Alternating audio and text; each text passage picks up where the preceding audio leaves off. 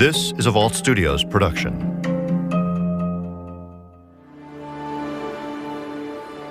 It's late at night on February 27th, 1990, when gunshots ring out on a quiet residential street in northeast Atlanta. Moments earlier, Claude McIver III had spotted a Ford Mustang in his cul-de-sac as he arrived home to let his dogs out. Tex, as he's known to most people, would step outside with a gun in hand.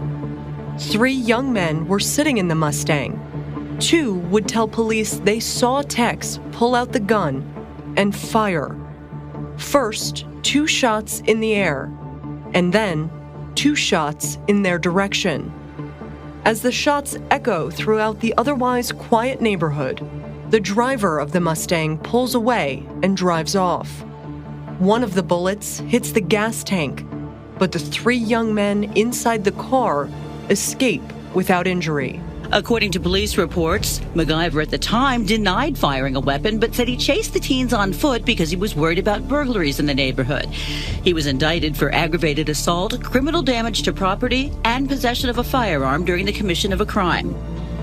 An attorney for Tex McIver would later claim it was self-defense, that Tex was fearful. The charges are serious, and Tex undergoes a psychological evaluation.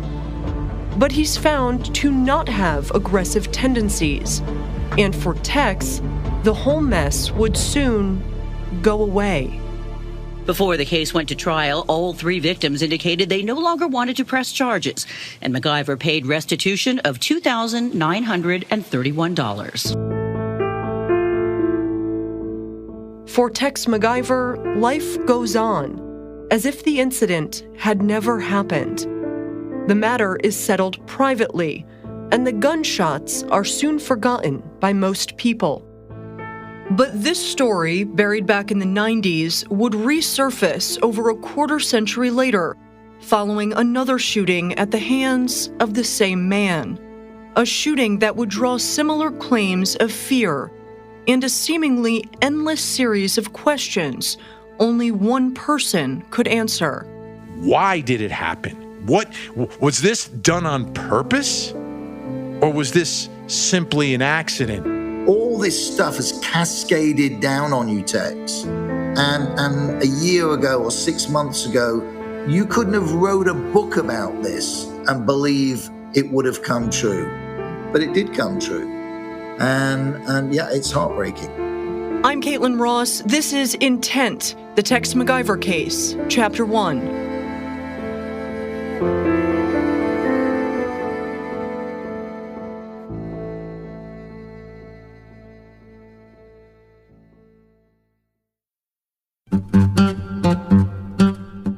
To get to know Tex McIver, it helps to know the neighborhood he called home back in 2016. And quite simply, if you want to see where some of Atlanta's wealthiest residents live, all you have to do is take a drive around Buckhead. Buckhead, Atlanta is, I call it the place where the old money is. This is Vinnie Politan, a former prosecutor and Court TV's lead anchor. The people who are from the South, not the transplants, the people who come to the Atlanta area, but the people who are there, who have money going back generations sometimes. A few years back, Vinnie was introduced to the story of Tex and his wife, Diane McIver, while working for my station, 11 Alive News in Atlanta. He'd learned all about the McIvers' home in Buckhead, their sprawling ranch out in the country, and about who the McIvers were as people and as a couple. First, there was Tex, a respected partner at a prominent labor and employment law firm in Atlanta. He was on the advisory committee of the American Bar Association's Standing Committee on Gun Violence, and Tex enjoyed his ranch in the country, golf, and his large collection of firearms. This is a guy who had been very successful as an attorney, labor law attorney, and he was getting on in years, right? He was getting towards the end of his career. He was the silver-haired lawyer who had, had a very, very successful time practicing law in Atlanta. People knew who he was, and they knew his reputation. And then there was Diane McIver, who went by Diane. She was president of U.S. Enterprises, the parent company of Corey Airport Services, a real estate holding and management company based in Atlanta. She'd worked there for more than 40 years. She was a self-made woman. It took her years to do it, but she had built up this incredible fortune. She had a wealth somewhere between maybe $10, $12 million that she had accumulated through the years, and she was very protective of her money. And a lot of that, we learned, was because of her life and how she was a self-made person, a self-made successful businesswoman, a self-made millionaire. William, or Billy Corey, was the founder, owner, and chairman of U.S. Enterprises. He would later tell a jury about the kind of woman he knew Diane to be. Well, Diane was, of course, she was beautiful. She was smart, very smart. She was thorough. She was generous. She was compassionate. And she was shrewd. She grew with the business, and she could understand the deal, and she was thorough. She grew from a timid girl to a real strong business lady. And she around men most of her life, our business associates, and they kind of pick on her, and she got to where she took care of herself. If it needed to be, she could charm a bird out of a tree, but he better be careful if he crossed her. Diane was pragmatic and punctual, with a love for the finer things in life, such as her extensive collection of jewelry, clothes, handbags, and furs. Like her husband, Diane spent her free time golfing or relaxing on the couple's ranch. But she worked hard and was serious about money. She'd lend money to a friend, but make sure it was paid back with interest. This was true in her marriage with Tex, too. When you look at the financial arrangement and aspect of their marriage, it was different. They were together, they lived together, they shared their lives together, but they didn't share their finances. Diane really kept hers separate, and Tex kept his separate. But at this point of their lives, Diane was so much more successful than Tex was. And at one point, Tex McIver, as a partner in this law firm, it seemed like he was being pushed out at the end. You know, it's the end of his career, and he's kind of getting shoved out the door because he's not able to produce the way he did earlier in his career by having the clients that bring in the money to the firm. And he was at the point where he actually had to borrow money from Diane. But it was done in an official way. There was paperwork, there was an agreement, there was a payment schedule. And when Tex would miss payments or was behind in payments, Diane would call him out on it. Over the years, Tex and Diane had gotten to know Sheriff Howard Sills in Putnam County. That's where the McIvers shared a ranch together in the country. And Sheriff Sills had the utmost respect for Diane and Tex. This man was the consummate gentleman at all times. Diane definitely wore the breeches in that house, okay?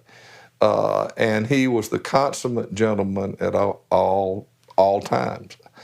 I've never seen them quarrel. That doesn't mean that, trust me, I know. Look, I've worked enough domestic murders and domestic violence in my time to know the ins and outs. But if that was there, I never saw a shred of evidence. But even though we were friends and had been friends for a long time, you never know, what goes on behind closed doors. But there was certainly nothing ever that indicated that to me. Tex and Diane were both on their second marriages. They dated for a few years and then tied the knot in November of 2005. And when they weren't in Buckhead or traveling outside Georgia, the McIvers loved spending time at the ranch in Eatonton, about an hour outside of Atlanta. It was a stately Victorian home with a pool, horses, and a sign on the front door that read, "We don't dial 911." And it was just beautiful. It's where they would have horses and they would throw parties and host get-togethers for friends, and especially their little godson Austin. They loved spending time with him there. But it was kind of the labor of their love. Together, they wanted to have a place to go where they could get away from the city and just really enjoy themselves and enjoy the company of friends and family. Among those who spent a lot of time at the ranch were Andrew and Jane Ward, a couple whose relationship with the McIvers dated back to 2004, when they were looking to buy property across the street from the McIvers' Putnam County ranch. And we did end up buying that 23 acres right across the road from his property. Over the next 5, 6, 7 years, as we were building the property and getting to know them, there would be a knock at the door and they'd come over on their horses and they'd tie their horses up. We'd have a glass of wine and really just got to know each other from there on after. Andrew and Jane got to know the McIvers well and the relationship they seemed to have. They were like little children in love, weren't they? Yeah, they were definitely a good couple together, liked to have fun, enjoyed each other's company, and liked the same things, I would say, too. Both loved golf, both loved horses, both yes. enjoyed entertaining. Loved their ranch, loved good food and good wine. They were a great couple together. And they seemed to do everything together, much to the chagrin of Tex, because Diane would always beat him on the golf course and we'd hear about it for the next 3 days on a hole-by-hole course. And she would actually take money out of his wallet for beating him at playing golf. So they really had a cute relationship. Yeah, they did. They had fun together. Andrew and Jane spent a lot of time with Tex and Diane before they were married, when the McIvers were still dating. We would go over to their property on our golf cart, just scoot across the road, go into the house, and Tex looked upon himself as a gourmet chef. So I actually bought him a chef's jacket with his name on it, and we would go over there, and he and I would open up the cupboards and find out what there was, and Jane and Diane would sit and chat, and Tex and I would conjure up some fantastic food. And this is something we must have done 50, 60 times, and it became quite a passionate thing to do.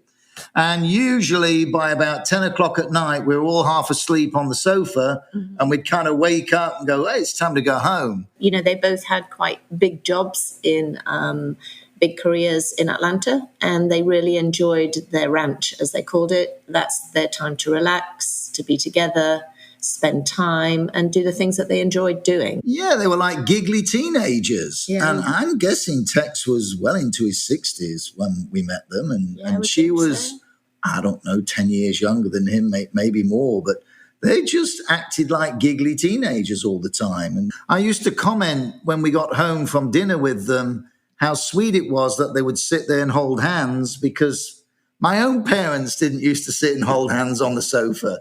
And here's a couple that have been married a couple of years and they've met each other later in life and they'd sit there and hold hands. It was very sweet. At one point, Andrew and Jane remember getting a call from Diane asking if they were free the following weekend. Said, do you want to go to Vegas? I said, what, next Friday? Said, yeah. I said, well, okay, we'll see if we can find some tickets. No, we'll fly in and pick you up. Oh, okay. So this is like it was, I'll send a taxi or an Uber. No, we'll fly in and pick you up. They never exuded their wealth. You never would think, oh gosh, they're so posh and wealthy. They were just normal neighbors. Yes. But obviously they were affluent. They flew into the local airport, picked us up. We flew to Texas and picked up a friend of theirs. And then we flew on to Vegas. And instead of going to see some gourmet restaurant or some amazing show or gambling all night, we went to the horse race, the horse rodeo. And we sat with all these people in jeans and T-shirts watching the horse rodeo. And it just epitomized really what they enjoy doing. It was normal stuff. They loved their horses. And it wasn't all the glamorous stuff that perhaps they could afford. They'd probably done that in their past lives. Andrew says he knew Tex would borrow money from Diane from time to time, But it all seemed very natural and easy. I remember Tex saying to me, because he owned the ranch and the farm before he was married to Diane, and then they put this fabulous saloon on the back, as they called it, and it had accommodation at the top.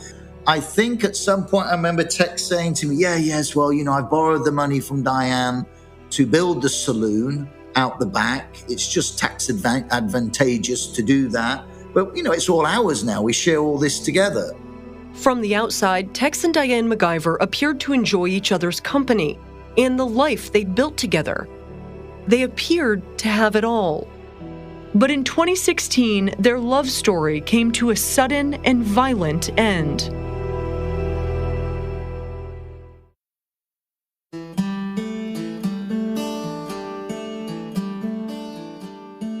In late September of 2016, Tex and Diane McIver are planning an early fall weekend at the Putnam County Ranch with their good friend, Danny Jo Carter. Danny Jo is a cosmetologist who started doing nails in Atlanta back when there were only a handful of nail salons in town. She'd spent more than 4 decades in the industry building up her business. And along the way, she crossed paths with Diane McIver. At first, she'd do her nails almost every week. And then they started going out to dinner after Diane got her nails done. Danny Jo would later testify about her relationship with Diane and getting to know her in those early years of their friendship. She was very much a stickler about appointments. She kept appointments, canceled them. She expected you to do the same thing. And she would usually get to an appointment about 5 minutes early. And if you were 5 minutes late, she had been there for a half an hour. After we became friends, which was kind of unusual because we were really different, because I am not as punctual or as organized as she is. And but we did go into dinner all the time. Then I started going to the functions at her company where they had parties or grand openings or something, and I got to know everybody at her office. Eventually, she got to know Tex too, and she started traveling with the McIvers. Sightseeing in Paris, skiing in Colorado, snowmobiling in Yellowstone. Vacations typically paid for by the McIvers. And of course, Danny Jo had been out to the ranch plenty over the years, up to a few times a month. So on Friday, September 23rd, 2016, they'd made plans to meet up at Diane's office in Atlanta and then head out of town together. Before hitting the road late that afternoon, Tex and Diane have some red wine at Diane's office. The three of them then get in the McIver's SUV and make the hour or so trip out to the ranch with Danny Jo at the wheel. And the weekend flies by like a lot of weekends at the McIver Ranch. Horses, good food, golf, and shopping. On Sunday, Diane and Tex head out for a day of golf, and Danny Jo stays behind to ride horses with another couple. And I was going to stay there and wait for this young couple that comes and exercises the horses every week, I think, to ride with me, because it's really no fun. Well, it's not any fun for me to ride by myself. And then we were going to meet at the house probably around, I think it was 6 o'clock, and head out. Danny Jo is starving and thinking about a steak, so they head to Longhorn Steakhouse in Conyers, Georgia. It's on the way home, and this time, Diane is at the wheel. On the drive, Diane and Tex pass a tumbler of red wine back and forth, one of those Yeti tumblers with a top so the wine doesn't spill. And once at Longhorn, they head to the bar to wait for a table. Tex and Diane have another glass of wine while they wait. And then, after 10 or 15 minutes, they get a table. And another friend arrives for dinner. They order a bottle of wine for Tex and Diane to share. After a few hours of dinner and conversation, they head out to the McIver's 2013 Ford Expedition for the short trip back to Atlanta. Diane hands Danny Jo the keys. Danny Jo ends up driving, and it's because Tex had a couple drinks, was drinking some wine. Diane was having a good time as well. So Danny Jo was the designated driver. She was the one who got behind the wheel. Putnam County Sheriff Howard Sills says Diane and Tex were always careful not to drink and drive. They were the most conscious people I ever knew about not driving after drinking. And I don't mean like I mean, I can drink a beer and get in my car, you know what I'm saying, it's something like that. But they wouldn't even do that. One drink of anything, and they were going to have somebody drive them, whether it was someone they knew or hired a driver or Uber or whatever. And so they set off for the last leg of the journey home. Danny Joe at the wheel, Diane in the passenger seat, and Tex in the back, directly behind Diane. And as they're driving into the city, it was 2016, and it was around the time where big in the news were some of the protests that were taking place, the Black Lives Matter protests. And they got to Buckhead, and there was some traffic on the main road. And Tex is in the back seat. He's not driving. But as he's sort of in and out of consciousness because he's dozing off, falling asleep, Danny Joe and Diane decide to take one of the exits to get away from the traffic. And now they're off of the highway and in downtown Atlanta.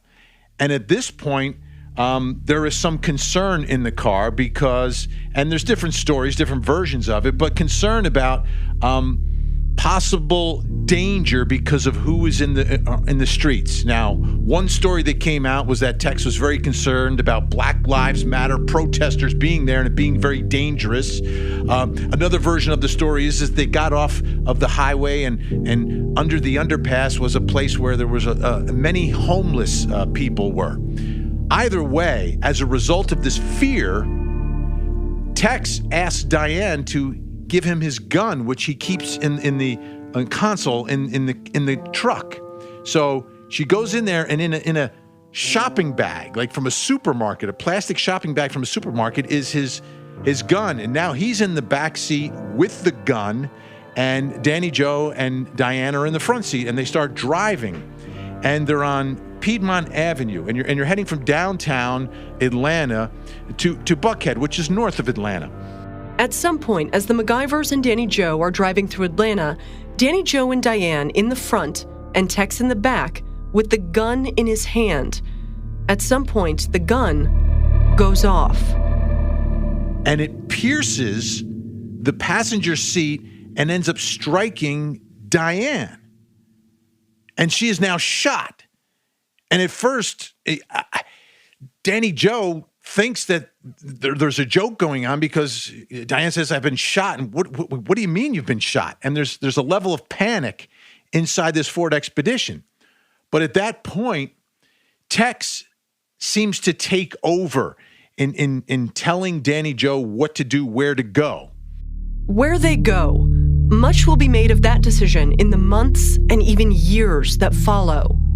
They're near downtown Atlanta, which has a hospital called Grady Memorial, which is the leading trauma center. I mean, anyone who's in law enforcement, people know that gunshot victims, you go to Grady. It is the place where they are set up to handle gunshot victims. And they're closest to Grady. They're very close to that hospital. But Tex is directing Danny Joe not to go to Grady, but to go further north to Emory. Atlanta attorneys and 11 Alive legal experts Daryl Cohen and LaTonya Hines were also surprised by Tex's decision to take his critically injured wife to Emory instead of the closer hospital. If someone is shot and you're fairly close to Grady Hospital, which is the biggest and best trauma hospital I've ever known, why not go there? Why not? Why drive to Emory? I really go back to this because I think you ask anybody who's from Atlanta, your wife has been shot by you. You are closer to Grady. Anybody who lives here knows go to Grady. But you choose to go outside of the place that is closest to go over to Emory, which is not known for that, and drive extra time. Very strange. But Howard Sills, the sheriff of Putnam County and longtime friend of the McIvers, says the hospital choice made sense to him and still does today. I policed Atlanta in the metro Atlanta area for many years, okay? If I get shot today, my deputies know that if I'm seriously wounded, put me on a helicopter and get me to Grady. no place in the United States of America, I do believe, unless whatever the public hospital is in Chicago or maybe Los Angeles, has more experience in treating gunshot wounds than Grady Hospital. But to the rich, affluent, the average rich, affluent Atlantan, they would never think of going to Grady. Okay, that would be beyond their. Okay, that would be beyond their thought process, and so that, in my opinion, is why they went to Emory. Once they arrive at Emory, there's surveillance video, without any audio, of Danny Joe pulling up to the emergency room entrance and Tex getting out of the SUV first as hospital staff rush to get Diane out of the passenger seat. And when asked what happened by Emory nurses and hospital staff, Tex says for the first of many times, it was an accident. But Diane McIver doesn't survive the night. She's pronounced dead at Emory University Hospital in the early morning hours of September 26, 2016. The McIver's friends, Andrew and Jane Ward, at this time living in North Georgia and operating a golf club, hear about the shooting. One of the members gave me a call and said, "Did you hear Tex McIver has just killed Diane?" I said, "What?" And this person happens to be Diane's previous husband, who happened to be a member in our club. I said, are you serious? That's not the kind of thing you normally pick up the phone and tell somebody. He said, "No, I've got a friend who works in the sheriff's department in Atlanta, and apparently that's what happened." So I called one of my best friends, the sheriff of Putnam County, Howard Sills, and said, "Howard, have you heard anything about Diane and Tex?" "Yeah, I was with them last week. We were just checking." No. Have you heard anything today? And I explained what had been told, and he said, "Nah, that's ridiculous. Nah, I'll find out for you." And he called me back later that day and said, "Yes, she's gone. There's been an accident with a gun, and she's gone." And I just, we didn't know any my details. world fell apart knowing that and that it had happened. Andrew continues to check in with Sheriff Howard Sills, learning more details about what happened inside the SUV that night. I would call Howard again, my friend, and say, "Well, what's going on?" He said, "Well, apparently they're in a bit of a rough area," or he was concerned about the shortcut they were taking home, and a gun was passed back to him out of the car in a paper bag and plastic bag, and somehow it went off. A few days later, he talks to Tex about Diane's death. And called him and said, "My gosh, what's happened?" And he could hardly talk to me on the phone. He was very distraught. And he just kept saying, "My Diane, my Diane, my Diane, I've lost her." So, we just started to learn more about what happened off the news, really. We would call and chat to him and ask him how he was doing. And he just kept saying, "They think I did it on purpose. People are saying I did it on purpose." I said, "Don't be ridiculous, Tex. We know you. We know how much you absolutely adored her." So I think he was in shock those first 5, 6, 7 days. I think would be. He was walking around in a fog. Yes. He was in a fog, and I'm not sure he did what he was supposed to do, or he got the right kind of guidance he should have got. I think the guy was in a fog. And my heart went out to him and also to Diane. We couldn't believe what had happened. Andrew eventually learns more from Tex and what he says happened inside the car and at the hospital. And I remember Tex saying to me, Diane said, Tex, you shot me. You damn shot me." I remember Tex saying to me when we were wheeling her in, "We thought she'd be fine. I'm never going to hear the end of this. I am going to be teased about this for the rest of my life with her." Yeah. And Diane apparently said to the doctor, "He shot me. It was an accident, but he shot me." The news of Diane McIver's death at the hands of her husband spreads quickly. Tex McIver has no recollection of ever pulling the trigger from where he sat in the back seat. The shooting happened here on Piedmont Avenue near Piedmont Park. And as it does, Tex's claim that it was an accident draws scrutiny. How does a gun just go off if the gun's in a bag? In my opinion, I don't see how that's possible. Could an older man be a bit nervous in a historically black neighborhood that he doesn't know much about? Probably so. He could be a racist, but maybe not a killer. And what happened inside the hospital as Diane was rushed into surgery would, for many, make Tex's story even more difficult to believe. Next time on Intent, the Tex McIver case. He's telling her to not say that she drove there, to lie and leave out the fact that she was in the car when Diane was shot. And I'm going to say this too, and I hate to say it, I didn't notice it at the time. My wife had noticed it to some extent. But Tex was beginning to slip a little, mentally.